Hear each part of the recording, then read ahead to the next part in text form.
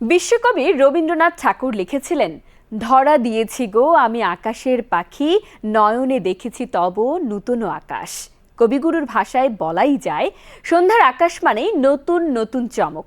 আর তাই তো 15ই মার্চ পর্যন্ত বাংলাদেশের আকাশে বিরল গ্রহ সমাবেশ থেকে শুরু করে রক্তিম পূর্ণগ্রাস চন্দ্রগ্রহণের মতো একাধিক মহাজাগতিক ঘটনা দেখা যাবে। 15ই মার্চ পর্যন্ত বাংলাদেশের আকাশ থেকে কি দেখা যাবে সেটাই জানাবো এবার। ফেব্রুয়ারি শেষে শুরু হওয়া 6টি গ্রহের বুধ, শুক্র, শনি, নেপচুন, ইউরেনাস, বৃহস্পতির সমান্তরাল অবস্থান মার্চের প্রথম সপ্তাহেও অব্যাহত ছিল। সূর্যাস্তে 30 থেকে 60 মিনিট পর পশ্চিম দিগন্তের খুব কাছে 3 গ্রহ বুধ, শুক্র ও শনি দেখা যায়। তবে সময়ের সঙ্গে সঙ্গে বুধ ও শনি সূর্যের খুব কাছে চলে আসায় এদের দেখা কঠিন হয়ে পড়ে।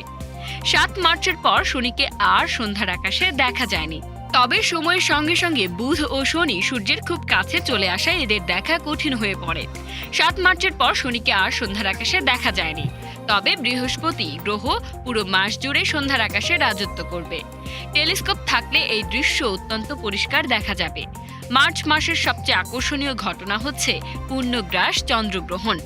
3 মার্চ সন্ধ্যায় চাঁদ ওঠার পর ঢাকার আকাশে আংশিক ও পূর্ণগ্রাস চন্দ্রগ্রহণের কিছু অংশ দেখা যায়।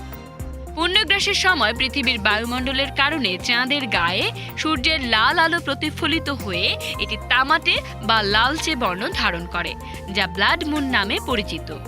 6 মার্চ মধ্যরাতের দিকে চাঁদ ও কন্যা রাশির উজ্জ্বল নক্ষত্র স্পাইকার কাছাকাছি অবস্থান করে। 7 ও 8 মার্চ সন্ধ্যায় পশ্চিম আকাশে এক চমৎকার দৃশ্য দেখা যায়। এদিন উজ্জ্বল শুক্র গ্রহ ও অপেক্ষাকৃত অনুজ্জ্বল শনি গ্রহ একে অপরের খুব কাছাকাছি অবস্থান করে। 11ই মার্চ চাঁদের শেষ চতুর্থাংশ অবস্থা দেখা যাবে। এই সময়ের পর থেকে চাঁদ মধ্যরাতের পরে উঠবে। 12ই মার্চ প্রতি ঘন্টায় 2টি উল্কা দেখা যেতে পারে। 14ই মার্চ গামা নার্মিট উল্কা বৃষ্টি হবে। এটি দক্ষিণ আকাশ থেকে দেখা যাবে। প্রতি ঘন্টায় প্রায় 6টি উল্কা দেখা যাওয়ার সম্ভাবনা রয়েছে।